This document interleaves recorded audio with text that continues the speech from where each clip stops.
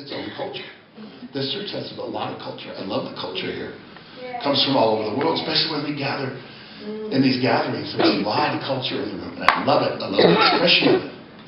So the Lord is telling us, He's giving some clues. There's a sound, and we are the new sound. And it's not somebody else's sound. It's our sound.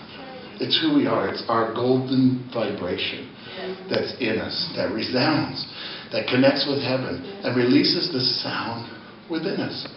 So I get a chance to travel a lot to different churches and lots of different worship teams. And here's what I've been hearing. I'm just gonna talk with you a little bit. Right? I get to hear a lot of different worship teams. I've been to Australia, I've been to several countries. I'm hearing the same sound. And it doesn't matter if you're in Australia or Nebraska. I'm still hearing the same guitar sound that I hear from in one place to the other. And I'm thinking, what's wrong with this? And it's like we're not creating our own sound. We're taking something that we've heard and just, I was going to say that. I'll say it. And we're regurgitating it. It's like we're just grabbing, because we like that sound, but it's like everywhere I go, I'm walking around in regurgitation. Sorry about the visual there. It was your fault. You said regurgitation. Okay. But I'm going, and what's wrong with this? The Lord wants us to ask ourselves, are we creating something, or are we recreating something? And I hear it a lot. I hear a lot of recreating something that's already been done. And that is how you get behind. That's how you get behind. If you want to be on the cutting edge, you have to create something. All the artists that were on the cutting edge, it was like something fresh, something new, something different. That's why I love you. You are different. Very, very different. And especially very different. And I love that. You have your sound. It's who you are. And you're not, this is who I am. This is how I worship. I love that. What happened when I was first starting to move in this, I was scared to death.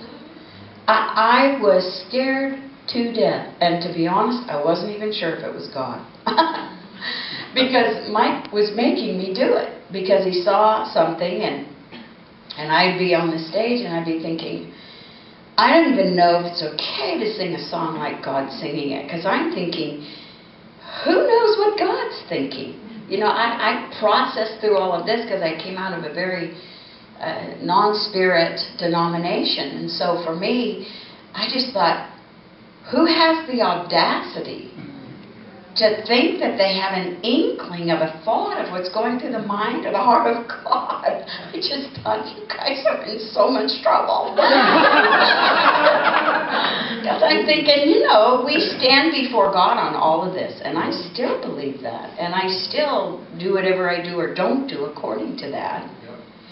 But I wasn't filled with the Spirit. And so I didn't have any idea, and then for me at the beginning, I would get it from my devotional time that week with the Lord. There would be a scripture that would jump out. And so I would just meditate on that and get it in my heart.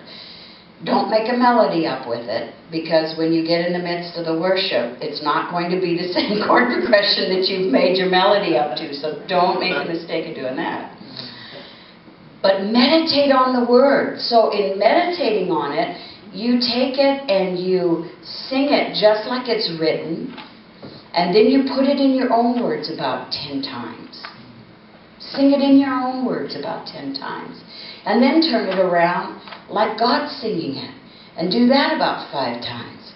You'll be surprised. You'll actually end up ministering to yourself sometimes when you're doing that. But so that you're well oiled as a singer. This is for a singer.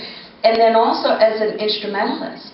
If there's a scripture that's jumping out at you, play an interpretation of that of that scripture, of that concept. Or dance a dance expressing that scripture, that concept. And practice that at home in your own devotional time. So it ends up working as your devotion before the Lord, but it also is good training ground for you to get into. And for you guys who are doing the choreography and that, you know, do that with the scripture. Make some choreography take different scriptures and create choreography around the scripture. You know, it's a good way to practice in you know, getting that skill down, but at the same time, out of a place of devotion before the Lord. So it always comes out of that place of devotion with the Lord and being able to release in that way. So, you know, there's nothing that I could say